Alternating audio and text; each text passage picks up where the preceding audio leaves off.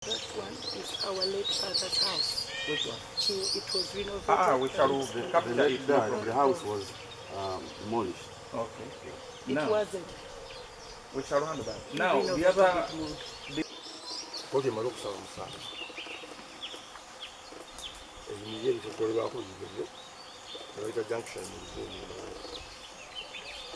Mwagezako ddi okwogera omusango mwagolope 225. Yes. Mwagezako ddi okwogera n'abantu bano mwaka guno.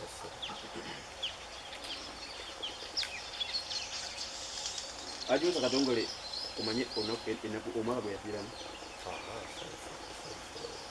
Sente za taata waffe twakulikodinga wasayininga. Records zonna tuzirina. Endagaano zonna weeziri. Baamukayanya kuva dda n'abawa buli kimu kye baagala ne ssente n'abawa. Buli omu n'asayini. Ayina okumanya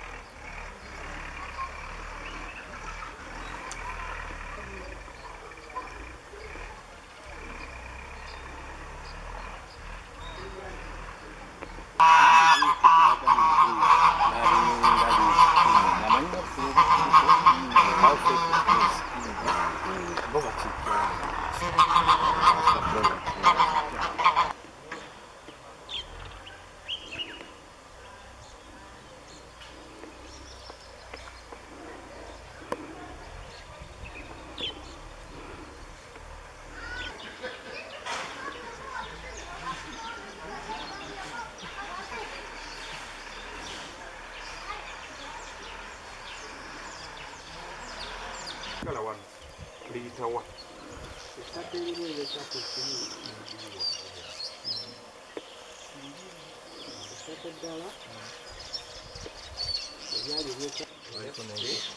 Cows, goats, and the house.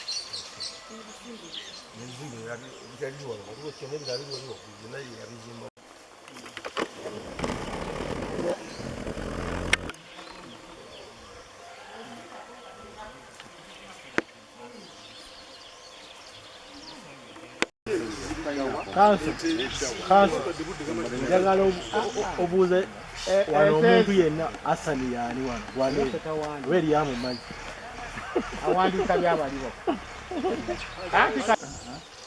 Kye njagala okutegeera ettaka liyitawa nsooke ndikube ku maapu ndabeko amayumba agaliko bambuulire ki ani nanyinigo ayigetingi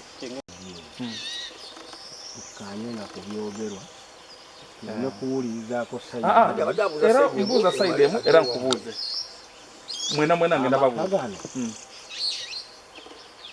lyenkanawo bunene so we can stay kana eno tugiyita maka the other houses and all these houses and the factory and this house how many acres zino ziliko amayumba and now we articulate issues kitegede bulungi Africa bwekasi Katongole mutubuulire mugamba nti ettaka lino lyammwe then obwetuuka wano wetuukiridde okuva ku kakuba kwetuukiriddeko okudda eri how big is this how many acres twagala okuinclude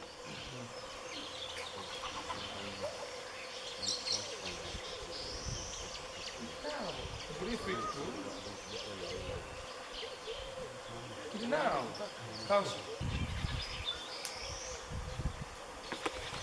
Whose home is this one?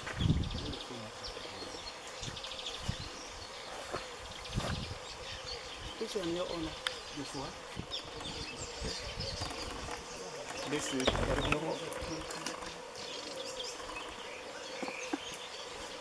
This the origin. When you built this. kintu kyabwe okujjako nga bwe bagamba simanya kwesiba ku nyamanzibe olwafu tataafu olwafa twalowooza batukaabirako nti balina ennaku kumbe tebamwagala okitega ne acres.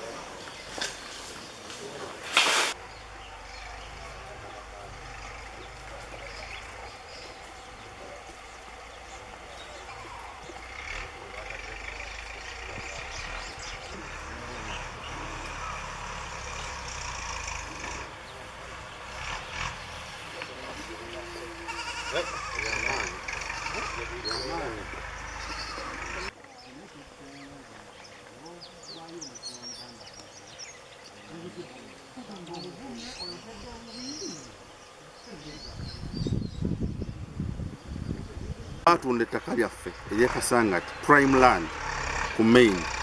Tata waffe abadde akolerako ng'alinako n'ennyumba, yazimbako ennyumba ng'akyali muvubuka kuba kitaawe yali yamuwaawo ku main road. Okitegeera ne bajja ne batunda, twasirika ne tugamba oswayo osanga abakadde baffe tebakola ki, tebali bulungi kabeenaazeeko ennaku, naye tebakomye ku ekyo ate neno baagala kukola ki, tutawaanya. Wano si wammwe, temulinako yadde akajiiko kuno, temulinako yadde akamyu. Lino ettaka lijjuddeko buli kisolo kyonna. Tulinako ente, tulinako embuzi, tulinako endiga, tulinako enkoko, tulinako buli kimu. Tekuli nammwe n'omu alinako yadde akantu naako. Ne wamu gye twakuŋŋaanya twalinanga bassenga baffe basaniya, basumaiya nga bakaaba amaziga nga tulowooza bakaabira munnaabwe. Okitegeera abantu twabalabanga ku ma TV bakaaba tulowooza bakaabira muganda waabwe. Little did we know nti oluvannyuma lw'okufa kwe bagenda mwegana nti si muganda waabwe, musajja Munyarwanda. Kati ffe mwebeera nga mwegana taata waffe, ffe tubayita tutya? Tubuulire mu Hasani, taata Hasani tubuulire tubayita tutya? Gwe kennyini eddoboozi tuliina nga weegana kitaffe si muganda we. Ne muva mu kumunoma kati mutaze kunoma abaana be. Mulowooza mulina kyemu NNC tekungulwa. Olwa ne nannyini be yabireka, namwe mujja bireka, naye naffe tujja bireka, naye tetugenda bibalekera. Haji Kato y'omu ku ba beneficiaries ba Haji Mahmoud Katongole yali bali takkiriza kuteekako signatures. Twafuna ebyapa nga weebali era Haji Kato y'omu ku baasayininga. Singa Haji Kato yalinamu akakunkunambu wano Osiya Kasiwa Haji Musa, Haji Kato yali badde akola ki? Agaana okusayininga. N'olwokuba naye akimanyi nti wa mukulu we yalina okusayininga era ebyapa tubirina. Kati mwe abakaayana bazaamu ffe si buzibu bwaffe nti muva mu famire ya Katongole, so muba mwasuubiza basajja bamwe nti muva mu famire engagga mulina oggiwa zaamu. Weesonyiwe famire yaffe. Famire yaffe ogiyiye yonna, baganda bo bonna obavumye bakulu bo. You don't have respect for anyone. Haji Kato y'omu ku bakuza baffe, y'omu ku bataata baffe abalungi, ate era y'omu wa administrators ataffe yaleka mu kintu kino. Haji Kato ebintu byonna abimanyi.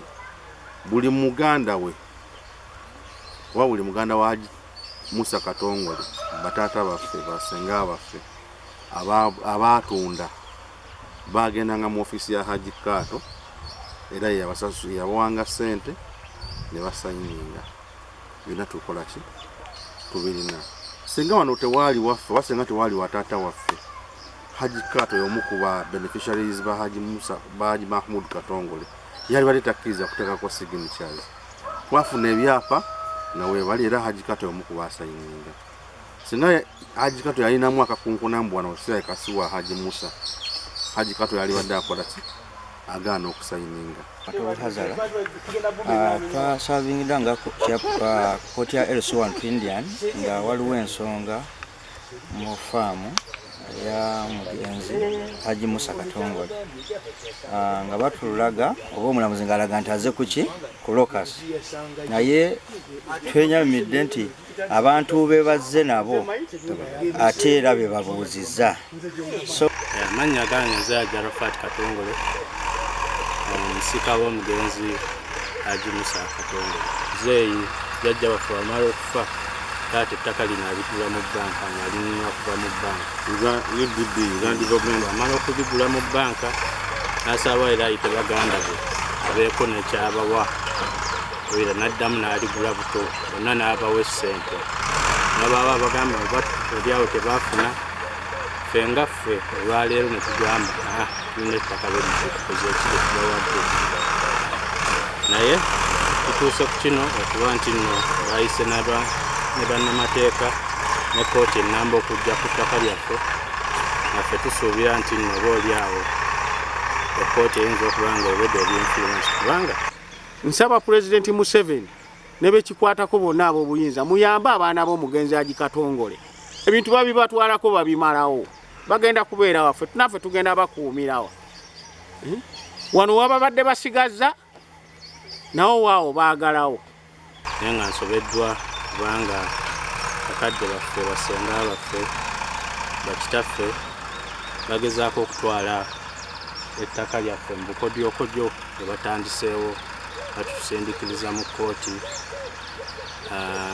balina claims kumpi ku biri kya bugagga taata kyali abadde nakyo aimudu okuva ewandegeya okutuuka eno wana bo tebalina kati kye baasigaza buli kimu bakitutte kasanga tibatwalawo kati bo babeerewa nkubiriza abalamuzi temuwulirizanga nsonga z'abaganda b'abagenzi babbi wano tewaliwo muganda wa mugenzi ataafuna ssente omugenzi amaze n'ettaka lino emyaka egisoba 4 lwaki bo tebamuwaabira nga akyaliwo mulamu yakafa emyaka 4 egyakayita lwaki tebagenda mu kkooti ng'akyaliwo nga mulamu amaze kufa batandika osumbuwa bamulekwa baganda ba Haji Musa Katongole tebakyayagala kuwulira ku baana ba Haji Katongole nti bali bumu nze nsuubira bamuzeeyi be baali badde basobola okubudaabuda abaana ba muganda waabwe mufo ky'okubeera nga batuyamba mufo ky'okubeera nga babalwanyisa nga batugaidinga right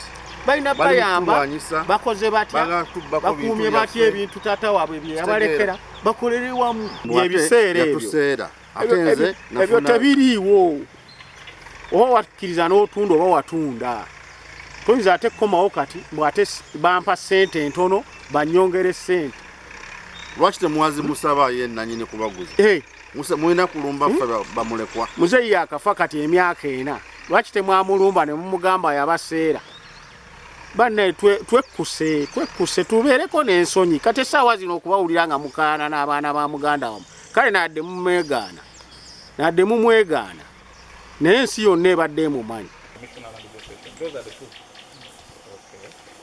so ekindeese wano nti one baleta emisango mu kooti nga basaba a temporary injunction against the use of the land nemuteekamu opposition nti temwagala babene ne temporary injunction eyo but before we make anything nga tetunasalawo kyonna tusooka okukyalira ettaka tetwagala kusala tumanyi kiri ku ttaka whether we should grant that temporary injunction or not before a matter is heard.